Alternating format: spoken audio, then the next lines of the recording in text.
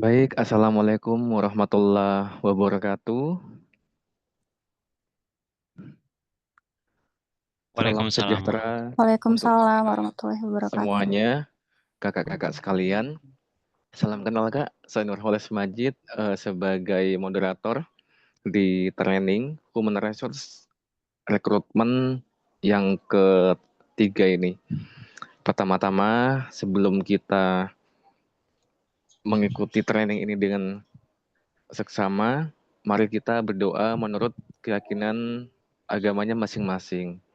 Saya pandu untuk berdoa. Berdoa dimulai.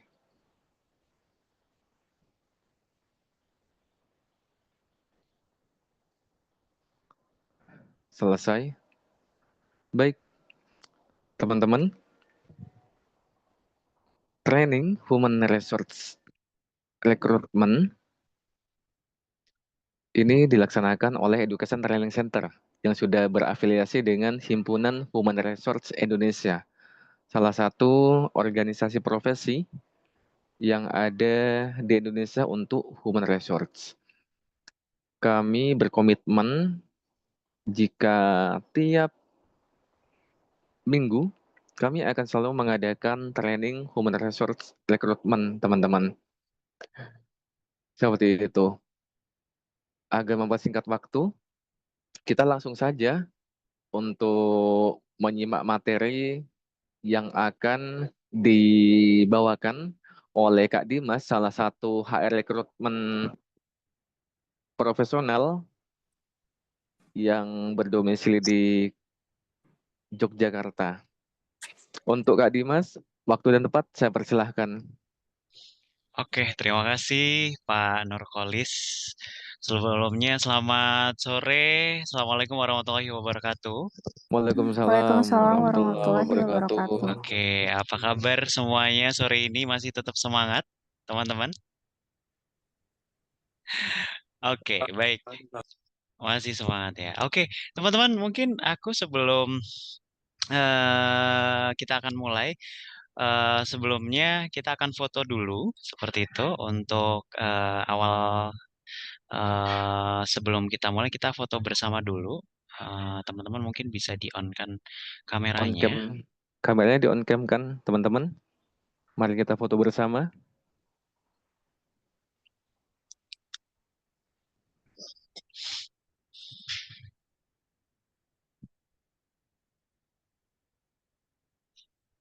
Oke, baik.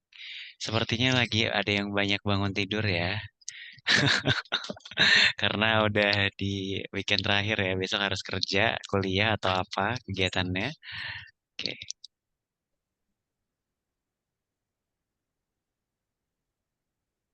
oke, siap. Kita foto dulu. Baik, 3, 2, 1.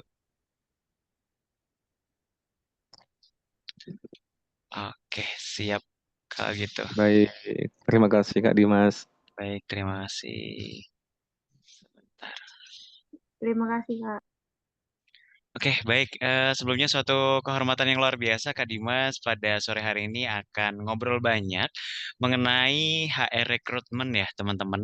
Dan luar biasa, teman-teman, ini pasti ada yang banyak dari berbagai kota. Kira-kira dari kota mana saja? Mungkin Kak Dimas pengen dengar, tuliskan di kolom chat, teman-teman semuanya. Ada dari mana? Mungkin dari Aceh atau dari mana? Mungkin bisa dituliskan di kolom chat, teman-teman. Aku pengen tahu nih dari kota mana aja. Pasuruan, Jakarta, oke. Siap. Dari Banten, oke. Padang, mana lagi nih? Tangsel, oke. Apalagi? Belum ada ya. Oke deh, ya. Langsung aja aku mulai. Oke, Semarang, Bekasi, Kak. Oke, siap. Oke, sebelumnya hari ini aku izin share dulu ya. Share screen dulu sebentar. Oke, dari Bali. Wow, luar biasa ya.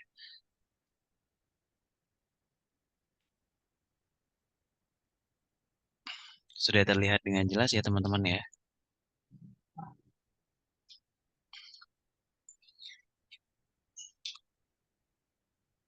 Oke, sebelumnya salam kenal. Aku Dimas Juni Kristianto. Saat ini aku menjabat sebagai Head of Human Capital di salah satu perusahaan startup. Kemudian aku juga saat ini juga sebagai Master Trainer dan Trainer di beberapa platform seperti di Rakamin dan Education Training Center juga. Kemudian sebagai Head of Academy juga di salah satu platform namanya Exidia, seperti itu. Oke, aku izin langsung kita sore hari ini nggak usah tegang-tegang, kita akan ngobrol banyak mengenai perekrutan SDM ya. Teman-teman mungkin sudah pada tahu HR rekrutmen itu apa sih? Nah, dan tugasnya ngapain aja pasti udah tahu. Dan pasti juga di sini aku lihat banyak banget yang sudah senior juga menjadi seorang HR ya. Kira-kira mungkin sebelum Kak Dimas ngobrol banyak sama teman-teman, kira-kira aku pengen tunjuk salah satu teman-teman ya. Kira-kira HR recruitment itu tugasnya pengertiannya seperti apa sih? Silakan dari Mas Rijal Lullah. Silakan Mas Rijal. Ya Pak, Ada? izin Pak. Oke, baik. Silakan. Ya, ya salam kenal semuanya. Nama saya Rizal dari Cilegon, Banten. Oke. Jadi pengertian saya tentang CSR itu pertama merekrut karyawan, yang kedua mengelola statement perusahaan.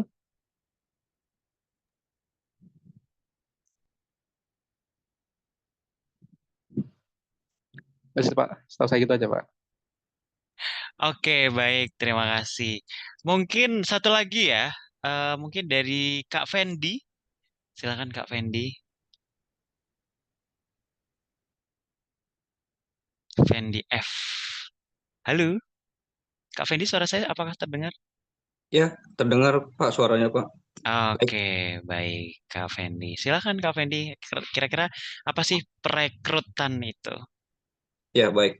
Salah satu HR itu di dalam perekrutan yaitu em, salah satunya itu hiring dan Hmm, juga pemenuhan atas MPR dan MPP yang dibutuhkan dari perusahaan. Tergantung Oke, sesuai yang dibutuhkan kualifikasi dan juga persyaratan yang dibutuhkan dari perusahaan. Dan juga kita harus berkoordinasi kepada setiap beberapa departemen di antara usernya. Jadi o- tergantung kebutuhan dengan usernya yang akan dicari salah satu kandidat tersebut. Seperti itu oke, Pak kurang lebih. baik, siap. Mas Fendi dari kota mana ini? Kota Jakarta Selatan Pak. Jakarta Selatan. Saat ini Iya. bekerja sebagai HR juga atau bagaimana? Terakhir bekerja di tahun 2023 Desember. Saat ini saya off. Sampai saat ini saya freelance Pak. Oh, freelance. Oke, Iya. sebagai HR atau bagaimana nih? Sebagai HRGA Pak. Double HRJ, kerjaan. HRGE ya, sama kayak Iya. saya, Human Capital GE dan Legal. Iya, betul. Oke, terima kasih Mas Fendi ya, luar biasa. Iya. Terima Iya, kasih makasih teman-teman juga. yang sudah mau menjawab dan apresiasi yang luar biasa untuk kalian semua. Kita beri aplaus ya. Oke, sebelumnya pengertian perekrutan. Jadi perekrutan di sini adalah proses menarik dan mencari sejumlah karyawan ya yang dibutuhkan oleh perusahaan. Tentunya semua itu harus ada manpower planning dan semua harus terstruktur dengan baik seperti itu. Untuk mendorong dan mengajukan lamaran ke perusahaan, menyeleksi dan mengisi lowongan kerjaan yang kosong di suatu perusahaan. Seperti itu teman-teman ya. Itu adalah suatu pengertian dari rekrutmen. Oke, aku lanjut ya. Siap. Hambatan sebagai perekrutan atau seorang HR rekrutmen. Banyak nih ya. Yang pertama ada kebijakan organisasi, perencanaan SDM, affirmative action plan, kebiasaan perekrut, kondisi lingkungan eksternal, persyaratan jabatan, biaya penarikan, kos, dan perangsang. Nanti ya Kak Dimas akan jelasin di belakang, teman-teman ya. Oke. Nah, kebijakan organisasi. Di sini adalah banyak pertanyaan ya. Banyak faktor ya kebijakan organisasi. Yang pertama, kebijakan promosi dari dalam merupakan arah tindakan dalam usaha penempatan atau pengisian jabatan yang kosong. Jadi kebijakan promosi organisasi itu menentukan bagaimana sih dari alur rekrutmen itu, apakah rekrutmen ini mau diambil dari luar ataupun dalam, dari internal maupun eksternal, seperti itu. Yang kedua adalah kebijakan kompensasi berupa gaji, upah, tunjangan kesehatan, dan fasilitas kerja yang lainnya, seperti itu. Yang ketiga adalah kebijakan status pegawai, yaitu kebijakan untuk menggunakan tenaga kontrak. Ya, seperti itu. Kebijaksanaan penarikan tenaga lokal seperti lokasi perusahaan berada. Seperti itu, teman-teman ya. Jadi kebijakan status pegawai yaitu kebijakan yang menggunakan tenaga kontrak. Nah, kebijakan organisasi. Contoh, perusahaan ini kebijakannya seperti apa? Apakah perusahaannya ingin menggunakan tenaga kontrak PKWT atau PKWTT seperti itu? Itu harus sesuai dengan kebijakan organisasi. Yang keempat adalah kebijakan penarikan tenaga lokal seperti lokasi yang berada. Nah, biasanya teman-teman pasti teman-teman sudah pada tahu ya. Kalau misalnya rekrut perusahaan ini atau di PT ini gitu, pasti carinya banyaknya coba di lingkungan sekitar dulu gitu. Ada kebijakan yang seperti itu. Tapi ada juga yang oke deh, kayaknya perlu dari luar deh. Dan memang harus spesifikasi yang eh, kepentingannya misalnya dia harus engineering, yang harus sarjana engineering, misalnya seperti itu. Itu kembali lagi harus menggunakan kebijakan dari organisasinya seperti apa. Seperti itu teman-teman ya. Oke. Kemudian di sini adalah perencanaan SDM. Perencanaan SDM difokuskan untuk menentukan kebutuhan SDM pada masa datang untuk memperkirakan berbagai program dan kebijakan yang akan membantu proses perekrutan. Ya, jelas. Semua perekrutan itu harus direncanakan di manpower planning. Seperti itu. Sebelum diimplementasikan, tentunya harus ada form yang namanya manpower request dari masing-masing divisi. Yang harus ada isinya ada kualifikasi, umurnya berapa, kemudian kualifikasi pekerjaannya seperti apa, dia pengalaman harus berapa tahun, kemudian harus sarjana apa, misalnya seperti itu ya teman-teman ya. Oke. Selanjutnya adalah affirmative action plan. Affirmative action plan ada tindakan yang harus menyesuaikan dengan peraturan yang ditetapkan oleh pemerintah. Jadi di teman-teman sebagai HR recruitment juga kita kebijakan organisasi itu tentunya harus diikutin ya. Tapi jangan lupa kebijakan dari pemerintah itu juga wajib juga perlu dipertimbangkan, perlu dikaji bersama organisasi supaya semua mengikuti aturan dari pemerintah. Seperti itu. Jadi calon pegawainya berdasarkan jenis kelaminnya juga, etnis, agama, yang dapat menghambat penarikan pegawai yang paling berpotensi. Jadi semua itu ketika menjadi HR rekrutmen harus ditentukan dengan baik. Dari segi tadi ya, kualifikasi, kemudian peraturan benefitnya, gajinya seperti apa, kemudian apa namanya, bonusnya seperti apa, itu harus mengikuti peraturan dari yang ditetapkan oleh pemerintah ya. Oke. Kemudian di sini adalah kebiasaan perekrut. Kebiasaan perekrut adalah kebiasaan yang dilakukan ketika melakukan proses perekrutan pada masa lalu. Kebiasaan ini dapat meningkatkan keahlian seorang perekrut, tetapi kebiasaan yang salah akan terulang kembali secara sistematis. Jadi teman-teman, HR banyak banget teman-teman kadang jadi HR rekrutmen tuh cukup susah ya Kak. Ya, cukup challenge ya. Tapi bagaimana teman-teman bisa mengelola itu dengan memperbanyak relasi teman-teman. Hal yang simpel aja nih. Sebenarnya HR rekrutmen tuh menyenangkan banget teman-teman ya. Contohnya teman-teman jajan di suatu tempat nih. Makan siang deh ya. Waktu pulang istirahat siang kerja ataupun sedang kuliah. Kayak gitu. Mungkin teman-teman juga kalau yang sedang kuliah mungkin nongkrongnya sama adik-adik kelas gitu ya, mau ngerekrut di organisasinya seperti itu. Nah, teman-teman itu harus bisa approach mereka dengan baik, menjaga hubungan mereka juga dengan baik, supaya itu terjadi koneksi yang baik. ketika ada lowongan, pekerjaan atau apapun, teman-teman bisa menginformasikan mereka dan merekomendasikan dari beberapa relasi yang contohnya mungkin bahasanya referral ya kalau sekarang ya. Oh ini referralnya dari Mas Rizal misalnya seperti itu. Nah itu sangat-sangat penting banget ya, karena pekerjaan sekarang tuh memang butuh banget yang namanya referral, teman-teman. Gitu. Karena kalau menjadi seorang HR recruitment cuma berdasarkan hanya di platform aplikasi saja, terus hanya sourcing, menunggu nggak akan jalan juga seperti itu. Tapi kamu harus membutuhkan sourcing atau branding yang kuat seperti itu. Kemudian adalah kondisi lingkungan eksternal. Kondisi lingkungan menyangkut faktor-faktor tenaga kerja seperti pengangguran, tingkat persaingan. Jika kondisi pengangguran rendah atau nol, maka perusahaan akan kesulitan mendapatkan tenaga kerja. Tapi jika persaingan tinggi menyebabkan perusahaan sejenis menginginkan jenis tenaga kerja yang sama. Jadi di sini kondisi lingkungan eksternal itu sangat mempengaruhi ketika kamu menjadi seorang HR recruitment, ya, gitu. Itu banyak faktornya ya. Oke, kita lanjut dulu. Yang selanjutnya adalah persyaratan jabatan. Persyaratan jabatan ditentukan untuk menjadi landasan dalam proses rekrutmen, kayak gitu. Tidak rekrutmen dapat atau tidaknya menunjukkan hubungan yang kuat dengan kerjanya. Misalnya jabatan yang menekankan pada tingkat pendidikan, keterampilan, seperti itu. Jadi persyaratan jabatan itu penting banget teman-teman ya. Sesuai dengan apa yang dibutuhkan. Contohnya engineering, business development, HR itu harus persyaratannya cukup banyak ya. Mungkin aku mungkin cari HR gitu. Aku berarti merekrutnya harus yang punya intern minimal 6 bulan gitu atau 3 bulan kayak gitu. Itu harus ada disyaratkan supaya mereka juga kita juga punya kualifikasi yang oke seperti itu. Jadi ada landasannya ya, tidak asal merekrut itu asal rekrut aja kayak gitu.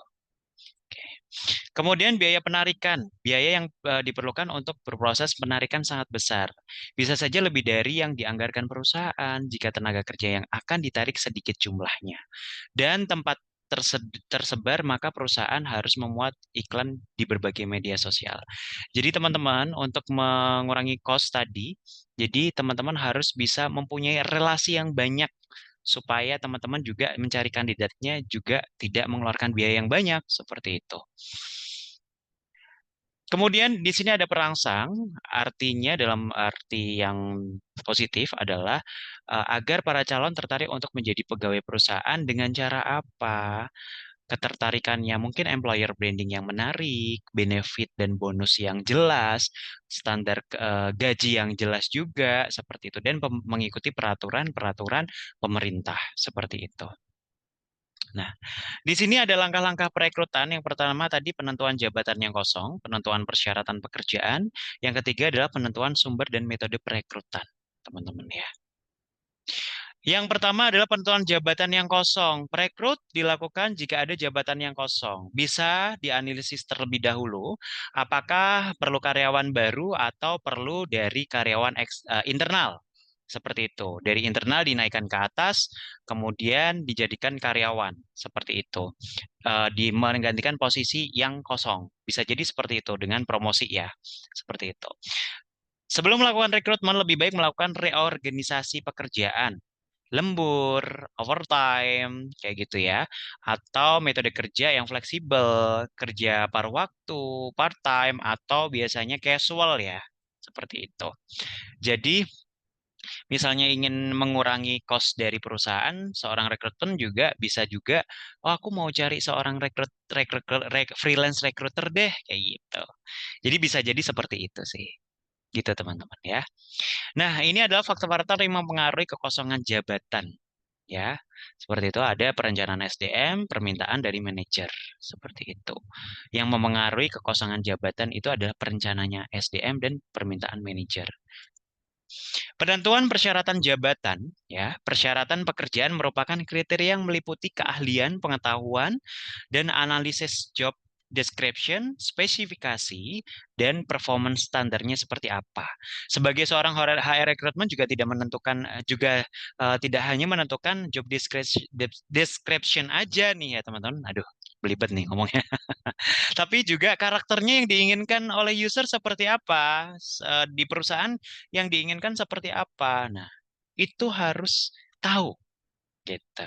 Bisa dilihat dari mana? Dari karakter asesmennya, psikotesnya, seperti itu ya. Kemudian penentuan sumber perekrutan. Sumber perekrutan meliputi sumber internal dan eksternal. Internal itu dari pegawai-pegawai kita yang kita bisa juga tarik ada teman saudara untuk misal menjadi part time atau freelance seperti itu. Atau juga bisa dari orang lama yang ditarik dipromosikan untuk naik jabatan seperti itu ya. Kemudian di sini adalah penentuan metode perekrutan internal. Ya, internal ada metode perekrutan sumber internal. Tadi yang sudah Kak Dimas jelasin bahwa bisa dari pegawai yang lama diangkat menjadi untuk mengisi kekosongan, dipromosikan. Bisa jadi juga teman-teman bisa sourcing ke para pegawai untuk membantu siapa tahu relasi teman-teman saudaranya yang ingin bekerja seperti itu. Oke, di sini ada kelebihan dan kelemahan sumber ya. Sumber internal tadi kelebihannya lebih murah, kekurangannya membatasi masuknya pemikiran baru. Kalau dari kekurangan sumber internal itu jadi nggak dapat insight baru nih dari luar. Jadi cuman orang-orang lama seperti itu ya. Kalau dari eksternal, kelebihannya adalah jumlah calon lebih besar. Kelemahannya menimbulkan ketidaksenangan pegawai yang ada memerlukan biaya yang lebih besar lagi jika sumbernya dari eksternal. Karena membutuhkan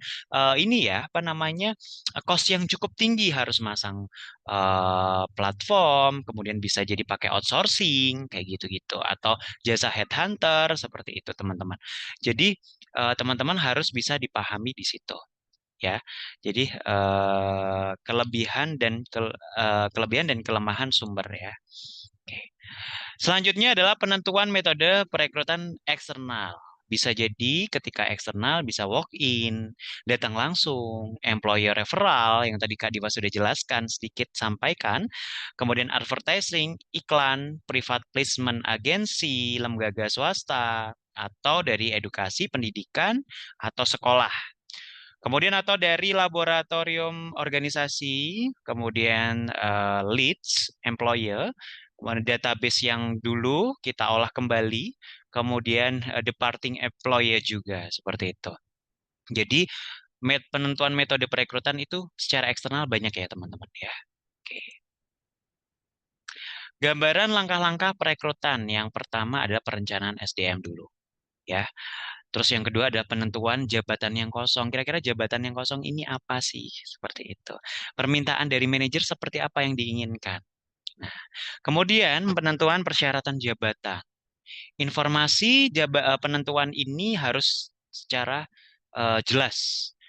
Permintaan manajer ini juga harus jelas. Seperti apa kualifikasi dan peraturan-peraturan yang diinformasikan.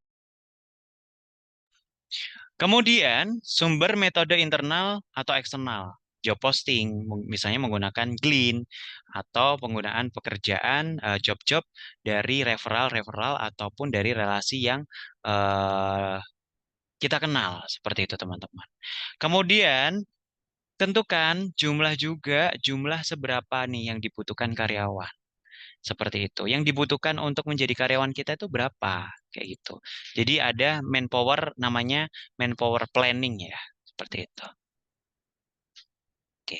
Formulir lamaran kerja, lamaran penyangkut meliputi informasi data pribadi, status pelamar, keahlian, dan keterampilan yang dimiliki, riwayat pengalaman kerja, kemudian piagam penghargaan, hobi, kesukaan, referensi, dan tanda tangan. Nah, ini penting banget ya teman-teman ya. Jadi ketika seorang HR rekrutmen itu merekrut, harus banyak banget yang dipertimbangkan dari data pribadi, tidak hanya data pribadi aja, tapi cek background juga seperti itu.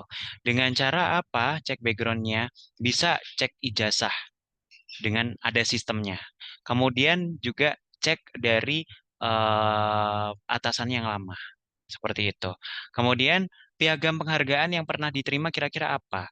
Dia pernah mengikuti bootcamp apa nih, pelatihan apa? Nah, itu perlu sangat dipertimbangkan karena menyangkut dari skillnya dan passionnya apakah sudah sesuai atau belum nih, seperti itu. Oke, ternyata sudah selesai. Oke, jadi HR rekrutmen itu di sini cukup mudah tapi challenging juga ya, seperti itu. Jadi di sini teman-teman, ketika menjadi seorang HR rekrutmen, teman-teman harus bisa menjalin relasi dengan banyak, seperti itu. Mulai dari sekarang teman-teman juga harus perbanyak employer blendingnya yang baik, seperti itu. Begitu, teman-teman. Mungkin dari sini ini ada sesi tanya jawab, Pak Kolis. Baik, terima kasih Pak. Iya, ada sesi tanya jawab. Nanti untuk yang mau bertanya, bisa silakan angkat tangan teman-teman. Apakah ada yang mau ditanyakan teman-teman sekalian? Oke. Ada yang Atau ditanyakan? malu-malu ini? Oke. Mungkin bisa sharing ya. Kita ngobrol santai sore hari ini. Kira-kira ada yang ditanyain? Boleh. Boleh kalau misal memang oke, udah resen. Nah, silakan.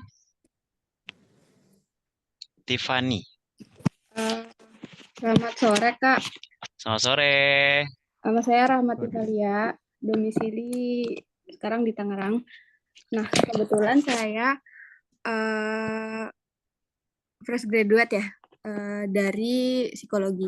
Nah, ketika kita ingin memulai karir di di bagian HR itu gimana ya, Kak, caranya? Kebetulan sekarang saya posisi jadi school counselor, tapi ingin Oke. switch gitu. Switch menjadi seorang HR. Iya, jadi HR. Oke, banyak banget Terima ya anak-anak kasih. Terima kasih. Oke, banyak banget anak-anak sekarang tuh aku tuh pengen switch karir jadi HR. Kayaknya menyenangkan, iya menyenangkan ya ngurusin manusia ya, kayak gitu. Sorry, ini kamera saya ada masalah nggak ya? Kok kayaknya? Iya Kak, ada masalah Kak? Oke, seperti itu ya. Sudah Sekarang? selesai.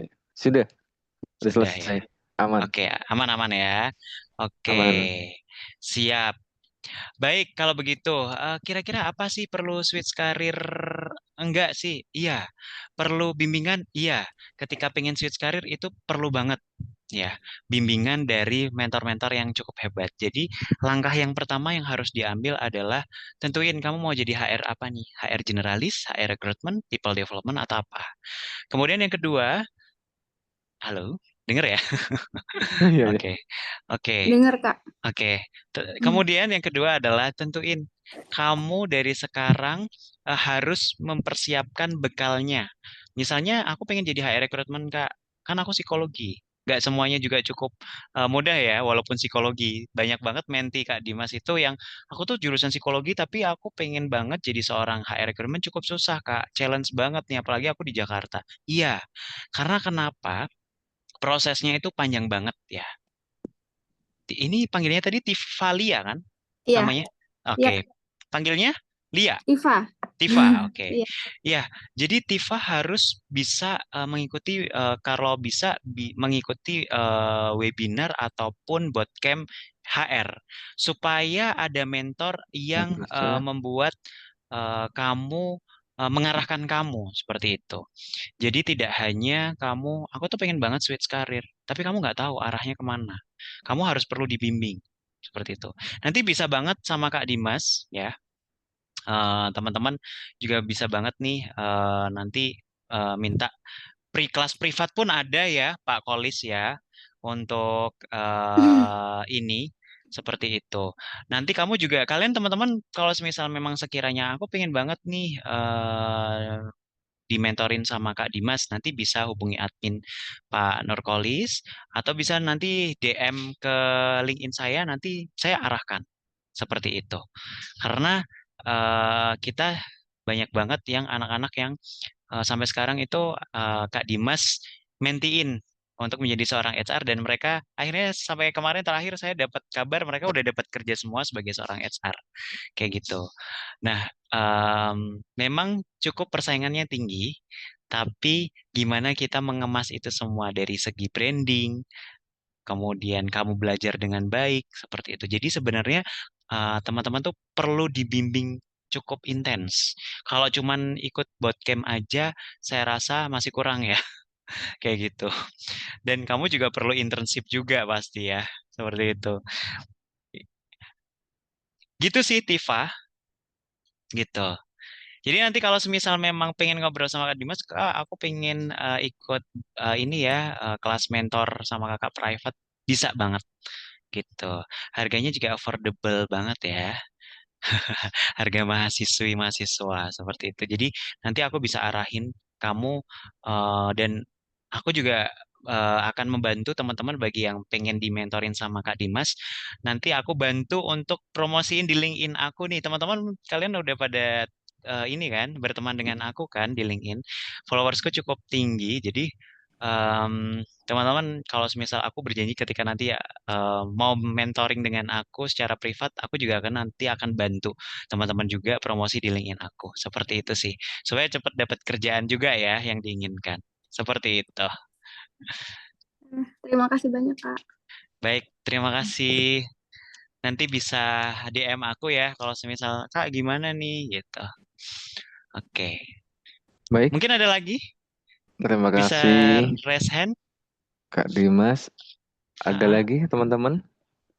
oke. Ada lagi? Mungkin kalau semisal memang tidak bisa berbicara atau lagi di jalan atau bagaimana bisa dituliskan di kolom chat ya pertanyaannya teman-teman. Oke. Ada lagi? Febri Pratama. Silakan Febri. Halo Oke. Kak, selamat sore. Halo, selamat sore. Saya mau tanya, apakah untuk menjadi seorang HR itu harus lulusan psikologi atau SDM saja? Enggak. Eh, Oke, siap. Enggak. Jadi enggak harus psikologi ya. Aku sendiri jurusannya hospitality management loh. Tapi jadi seorang head of human capital JA dan legal gitu. Karena aku belajar banyak tentang human resource seperti itu. Jadi Febri nggak harus teman-temanku banyak juga di Jakarta yang malah jurusan teknik sipil dari pertanian kayak gitu malah jadi HR kayak gitu. Jadi kamu dari sekarang boleh banget nih belajar banyak eh, tentang HR gitu. Selain ikut webinar, bootcamp juga di mentoring secara privat. Seperti itu sih. Begitu? Oke, terima kasih informasinya Kak. Oke, terima kasih. Ada lagi? Izin tambahkan Kak Dimas. Oke, baik silahkan. Jadi saya sangat Ini senang jika share ya screen-nya kenapa maaf saya maaf ya? maaf Oke, eh izin tambahkan untuk yang teman-teman yang merasa mau switch karir. Jadi yang bukan disiplin ilmunya SDM, terus yang non SDM itu bisa teman-teman bisa switch karir sebenarnya. Banyak banyak sekali yang bisa kita lakukan teman-teman. Yang pertama memang teman-teman tetap ujung-ujungnya menuntut ilmu lagi, belajar lagi. Banyak cabangnya, entah itu mau ikut katanya Kak Dimas itu, ada yang ikut training-training, bootcamp, kuliah lagi, seperti itu teman-teman. Pak Kak Dimas sarjana yang intinya pariwisata. Saya pun itu sarjana pendidikan ekonomi akuntansi.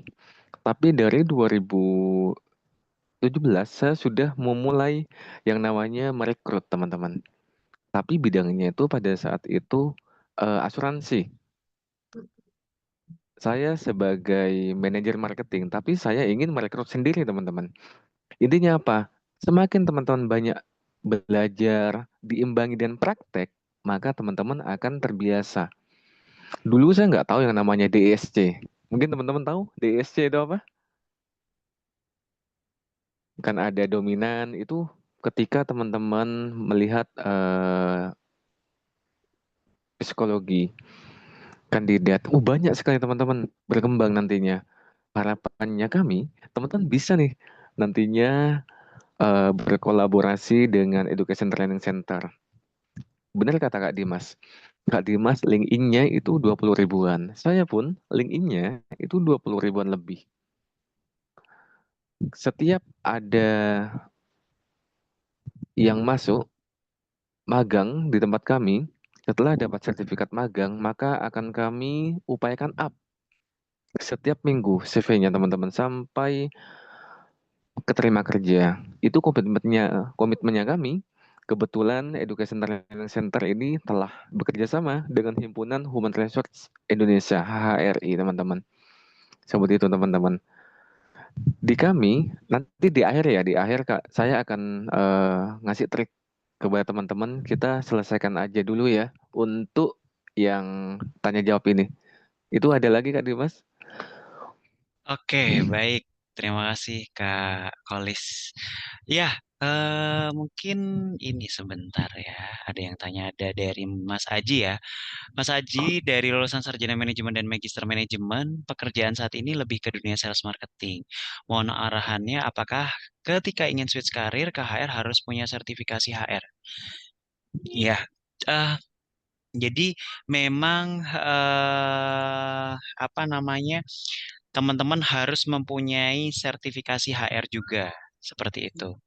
Nah, selain itu, teman-teman juga harus banyak mengikuti mentoring nih secara privat karena itu yang paling penting ya selain sertifikasi.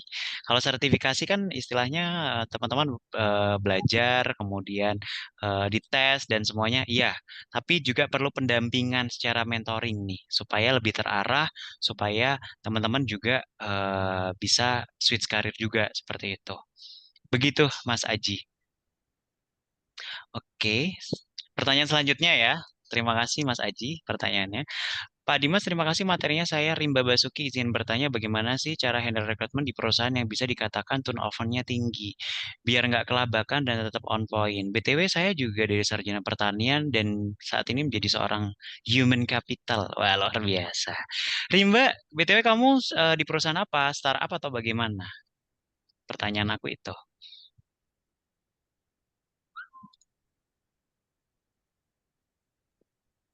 Dari perusahaan apa? Oh, finance. Oke, kebayang sih ya. Supaya tetap on point. Berarti ini harus dipersiapkan dari jauh hari sourcingmu yang baik, relasimu diperluas nih. Ini apalagi finance. Biasanya itu finance tuh cari sales banyak ya. Debt Iya, collector dan lain-lain, sorry ya.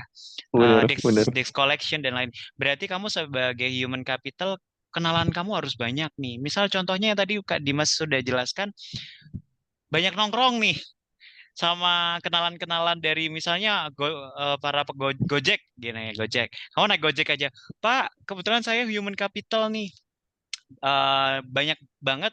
Kita tuh lagi butuh karyawan. Mungkin ini kartu nama saya ya Pak.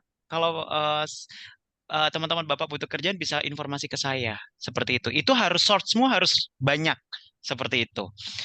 Jadi mulai dari sekarang kamu harus persiapin punya dua nomor antara dua nomor pribadi dan nomor untuk kandidat. Seperti itu. Aku dulu juga sebagai human capital di salah satu outsourcing, sebagai recruitment officer juga. Nah, dari situ aku ngerekrut bagian finance yang turnover-nya tinggi, ternyata harus banyak relasi kayak gitu.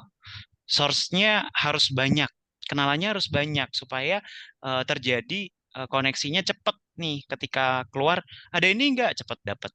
Nah, itu terjadi di sekarang aku juga. Kemarin aku di startup juga seperti itu.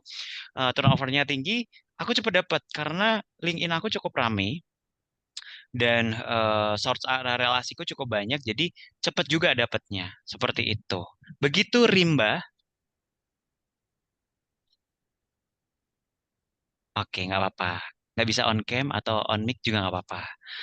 Oke, lanjut ya.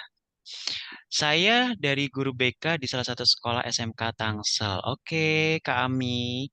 Salam kenal ya. Terkadang saya masih bingung apa yang harus saya lakukan ketika mengemas informasi loker dan yang dimana tugas kami adalah membantu dan bekerja sama dengan perusahaan untuk mencarikan karyawan dari alumni-alumni. Saya dari guru BK di salah satu sekolah SMK Tangsel, BKK Bursa Kerja Khusus. Terkadang saya masih bingung apakah saya lakukan ketika mengemas informasi loker dan di mana tugas kami adalah membantu dan bekerja sama dengan perusahaan untuk mencarikan karyawan-karyawan dari alumni. Oke, bingungnya karena saya harus ketika mengemasnya seperti apa gitu ya, gitu. Aku rasa itu tadi mengemasnya memang benar-benar banyak dilakukan relasi ya, seperti itu ya Kak Ami. Jadi kadang masih bingungnya seperti apa mengemasnya informasi loker yang di mana tugas kami membantu bekerja sama dengan perusahaan. Mungkin dari perusahaan-perusahaan harus sering ini ya update informasi lowongan dari mereka ya seperti itu dan itu harus dilakukan kerjasama yang banyak seperti itu supaya ketika ada alumni-alumni cari kerja jadi stok dari perusahaan-perusahaan itu sudah stok perusahaan-perusahaannya banyak gitu, tidak hanya satu dua aja. Seperti itu sih. Dan menjalin kerjasama dengan baik, artinya menghubungkan dengan baik, hubungan dengan baik ya, intens kayak gitu. Mungkin menanyakan sekedar kabarnya, bagaimana, apakah ada lowongan atau tidak, seperti itu. Begitu. Ini ada lagi, panjang banget ya. Oke, banyak banget. Oke, terima kasih. Siap. Dari Fendi, saya ingin sharing dan bertanya, Pak, saya sudah off bekerja sudah hampir 1 tahun. Untuk saat ini disibukkan dengan freelance dan membantu orang tua dengan pasar. Cukup struggle ya, karena merawat orang tua sakit dan saya baru aktif kembali di tahun ini untuk mencari sebuah pekerjaan di tiap company. Saya ingin tanya, Pak, jika orang yang sudah lama off bekerja di perusahaan, sebuah perusahaan atau kasarnya dibilang menganggur, masih bisakah dilirik oleh HR? Dan saya pengalaman sebagai HRGA, staff kurang lebih 1 tahun. Nggak ada masalah, aku rasa. Yang jelas kamu harus bisa membranding diri kamu dengan baik, dan kamu ketika kamu apa namanya ketika kamu menganggur itu juga aktivitasmu juga produktif, tidak hanya membantu orang tua dan bekerja di pasar, membantu di pasar tadi ya, tapi juga kamu ikut mengikuti pelatihan-pelatihan seperti contohnya ini. Mungkin kamu juga bisa screenshot sebagai nanti bukti kamu untuk branding kamu di LinkedIn seperti itu. Kemudian bagaimana personal branding yang baik, Pak, agar kita bisa memiliki value-nya di mata recruiter yang oke. Jadi kamu mungkin lebih banyak membuat PowerPoint atau ini ya insight-insight yang oke tentang HR dan kamu bisa tag di beberapa orang yang cukup followersnya tinggi nih, seperti itu. Selain mengikuti bootcamp, webinar, kamu juga bisa um, employer branding di LinkedIn dengan cara um, apa namanya memberikan insight-insight yang kamu dapat selama sebagai seorang HRGA seperti itu. Dan kebetulan saya sudah berumur 27 tahun di mana setiap pekerjaan maksimal umur kebanyakan 25 tahun. Nggak ada masalah. Rezeki yang ngatur Allah ya. Jadi kamu ketika kamu percaya pasti Allah kasih jalan. Tentunya kamu juga harus sering banyak di mentoring oleh seseorang seperti itu. Oke, terima kasih Kak Rimba, terima kasih juga sharingnya. Kak, aku mau nanya, aku mau switch karir sebagai HR. Apa tantangan terbesar? Aduh, panjang banget ya, bentar. Apa tantangan terbesar kita hadapi serta skill paling krusial yang harus dimiliki? Bagaimana cara kita bisa mengambil keputusan strategi serta kesalahan apa yang sering dilakukan pemula? Maaf kakak, banyak pertanyaan. Oke. Terus kak mau nanya satu pertanyaan lagi? Banyak ya, satu-satu ya. Oke, pengen switch karir HR, tantangan terbesar untuk kita hadapi serta skill yang paling krusial yang harus dimiliki adalah yang pertama kamu harus tahu dulu nih, kamu mau jadi HR apa dulu. Misalnya HR rekrutmen berarti kamu harus tahu mempelajari psikologi seseorang tuh seperti apa. Cara nge-treat seseorang tuh seperti apa? Ketika bertemu dengan karakter yang seperti ini, kamu harus seperti apa? Seperti itu. Terus kemudian ketika kamu menjadi seorang HR recruitment, kamu sudah tahu belum alur rekrutmen itu prosesnya seperti apa? Panjang banget, iya, kayak gitu. Dan sementara sekarang tuh banyak banget yang aku pengen jadi HR recruitment. Iya, cuman pengen aja. Kira-kira kapasitasnya sudah memenuhi belum? Sudah bisa cara interview dengan baik? Sudah bisa menggali kandidat dengan baik? Nge-treat orang dari psikologinya seperti apa? Nah, itu banyak banget tuh pelajaran yang harus dipelajari. Teman-teman juga butuh literasi. Aku mungkin bukan dari background psikologi ya, tapi bukuku di rumah psikologi semua. Karena keluarga gue seorang HR semua. Dari kakakku seorang corporate HR juga, kayak gitu. Memang aku suka manusia, mengidentifikasi manusia, kayak gitu. Jadi mulai dari sekarang, kalau memang switch karir, itu banyak banget nih yang harus dipelajari. Cuman tidak hanya sekedar hanya aku udah ikut bootcamp, aku udah udah apa namanya ikut webinar, aku udah punya sertifikasi HR, aku juga sudah pernah mengikuti pelatihan-pelatihan, nggak cukup ya. Tapi kamu perlu juga di mentoring secara one on one juga seperti itu. Nggak hanya cuman sekedar eh, ikut aja, tapi kamu juga perlu internship juga seperti itu. Itu sih ya. Kemudian sebentar. Kak mau nanya satu pertanyaan lagi, dalam era teknologi makin baik, bagaimana HR pemula dapat memanfaatkan teknologi seperti Hiris, AI, data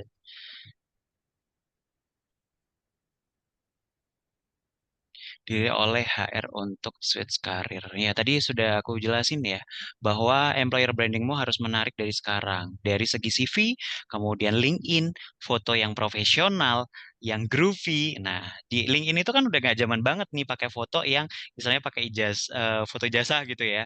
Tapi lebih yang groovy, ceria. Karena seorang HR tuh juga, aku pribadi seorang HR, ketika melihat, aku melihat fotonya ini orang kayak gimana nih. Aku harus identifikasi dulu dari segi cara dia berfoto, kemudian berbicara, cek background dan semuanya. Seperti itu sih. Ya. Oke, terima kasih Rimba. Tadi udah bertanya dan terima kasih juga aku udah jawab dari Anissa. Oke. Banyak banget ya yang tanya dari Siva. Izin bertanya, nama saya Siva dari Hukum.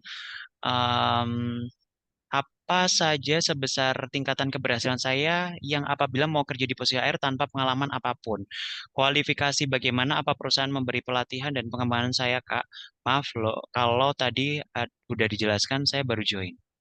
Oke, jadi tidak hanya perlu bootcamp dan pelatihan, kamu perlu mentoring secara privat. Seperti itu. Supaya kamu juga dapat insight-insight yang kece nih dari beberapa mentor. Seperti itu. Begitu ya, Siva. Kemudian Ami, baik terima kasih responnya untuk relasi ke perusahaan selalu kami lakukan, tapi memang banyak tantangan dan hanya beberapa yang bisa jangka panjang. Mungkin dari Kak Dimas bisa menambahkan relasi ke perusahaan-perusahaan untuk bisa kerja sama di sekolah kami. Oke, baik. Nanti secara privat itu ya, saya tidak bisa announce di sini karena ada kode etiknya. Oke, mungkin Kak Enik tadi siapa sih? Enik ya. Kak Enik, mungkin Kak Enik mungkin kamu perlu ini deh, perlu branding di LinkedIn kamu ya. Jadi Kak Enik coba perluas jaringan di LinkedIn, kemudian kamu juga bisa branding tentang kebutuhan dari sekolah untuk kerjasama dengan perusahaan dengan menggunakan wording yang cakep kayak gitu. Terus ada Google Form-nya juga, di sourcing di semua media sosial, di LinkedIn, kemudian Telegram seperti itu. Bisa jadi kayak misalnya aku sedang cari mentor nih misalnya, atau sama seperti cari kandidat ya. Jadi aku biasanya bikin wording di LinkedIn, kemudian di situ ada Google Form. Terus habis itu atau enggak kakak bisa menghubungi PIC misalnya eh, business development-nya dari perusahaan itu di DM di LinkedIn seperti itu. Begitu dari saya. Teman-teman nanti, Baik. ya terima kasih. Nanti kalau semisal mau mentoring bisa DM aku ya secara personal juga. Nanti aku arahin gitu. berikut sudah cukup. Terima kasih. Saya kembalikan ke Pak Iya, Nurholis. siap. Luar biasa dari tadi pertanyaannya sangat antusias sekali teman-teman. Jadi teman-teman, eh, apa yang sudah dikasih pejangan nih sama Kak Dimas itu bisa diterapkan oleh teman-teman. Jadi apa yang sudah Kak Dimas terangkan ini sudah saya duluan terapkan teman-teman. Sampai saya bisa sekarang menjadi manajer HR di Kebumen di perusahaan kulit. Artinya apa? Saya yang tidak kuliah S1-nya SDM itu sekarang masih bisa sebagai HR rekrutmen. Apalagi teman-teman nih yang masih muda, yang masih bisa haus ilmu, ya udah kalau ada seminar, training tentang HR, teman-teman bisa langsung ikuti. Terus menuntut ilmu teman-teman seperti itu. Dan kembali lagi tadi katanya Kak Dimas, harus ada gurunya memang, mentornya. Kalau kita berjalan sendiri biasanya akan belok-belok. Tapi kalau umpamanya kita ada mentor, pasti diarahkan sama mentor. Bukankah Kak, begitu Kak Dimas? Jadi kalau Betul banget. teman-teman saya akan berbagi ini ya, akan berbagi layar tentang ini teman-teman bentar. Nih, astaga. Teman-teman bisa melihat ya, ini saya sebagai kelembagaan irigasi terakhir itu 2024, nggak ada nyambungnya ya. Kali ini pasca sarjana untuk S2 manajemen. Nah di sini yang saya mau tunjukkan ini teman-teman, CV saya ini salah satunya tentang ini teman-teman. Ketika teman-teman mempunyai CV nih, CV-nya teman-teman persis ngeplek dengan saya. Punya skill, hard skill, soft skill, sama software skill-nya bagus. Terus ditambah dengan sertifikasinya, gelar non-akademik bagus. Kira-kira HR melirik teman-teman atau enggak? Apalagi kalau teman-teman lihat profilnya Kak Dimas, saya LinkedIn, personal brandingnya itu hampir sama dengan CV. Sudah banyak yang kontak saya, Pak, ada pekerjaan mau nggak? Pak, ada pekerjaan mau nggak? Malah kita itu kami yang ditawari teman-teman. Kalau bisa teman-teman CV-nya minimal seperti kami, itu sangat bagus. Di atas itu bisa bagus lagi teman-teman. Kalau teman-teman bisa percaya, coba bayangkan sarjana pendidikan ekonomi, akuntansi. Bidang dulu, saya bidangnya itu sales dan marketing sama tuh dengan Kak siapa tadi yang Surabaya. Saya sama juga, Kak. Terakhir menjadi regional manager marketing teman-teman malah di asuransi, pegang Jawa Timur. Tapi saya langsung switch karir nih ke HR recruitment. Bisa Kak? Oh, sangat bisa. Semua tergantung ke niatnya teman-teman nih. Kalau teman-teman niatnya mau bersungguh-sungguh, maka saya yakin pasti bisa teman-teman. Tinggal teman-teman eh, kata Kak Dimas tadi, ayo kalau ada training ikuti. Kalau ada juga mentoring, teman-teman bisa untuk ikuti juga. Semuanya jangan pelit lah ke ilmu teman-teman. Saya yakin apa yang kita ucapkan ini sudah kami alami dan inginnya diterapkan ke teman-teman. Jadi tadi itu kan banyak teman-teman sekalian gelar non akademik saya. Mungkin teman-teman kakak-kakak yang di sini bertanya, Kak, apa sih Kak? Dia tadi kok gelar non akademik, gelar non akademik. Contoh nih, sekarang teman-teman ikut training ini. Jadi kalau teman-teman dapat gelar non akademik, Certificate Human Resource Recruitment, itu nantinya teman-teman memberikan kesan kepada HR rekrutmen. Wah ternyata dia sudah ikut CHRR rekrutmen. Tentunya teman-teman HR yang merekrut teman-teman merasakan, oh ini untuk pengembangan karir lumayan juga ya, ada sertifikat-sertifikat seperti itu. Kalau saya pribadi, yang saya lihat pada saat saya user, yang pertama memang pengalaman, yang kedua dari skill, yang ketiga dari sertifikasi. Kebanyakan yang saya ambil dari sana, tak lihat. Contoh, teman-teman sekarang ada 2 kandidat, salah satunya Anda sudah banyak sertifikasinya, gelar non-akademik. Kandidat Anda itu tidak ada sama sekali. Kira-kira yang diambil sama HR yang mana? Pastinya ya Anda. Seperti itu teman-teman. Untuk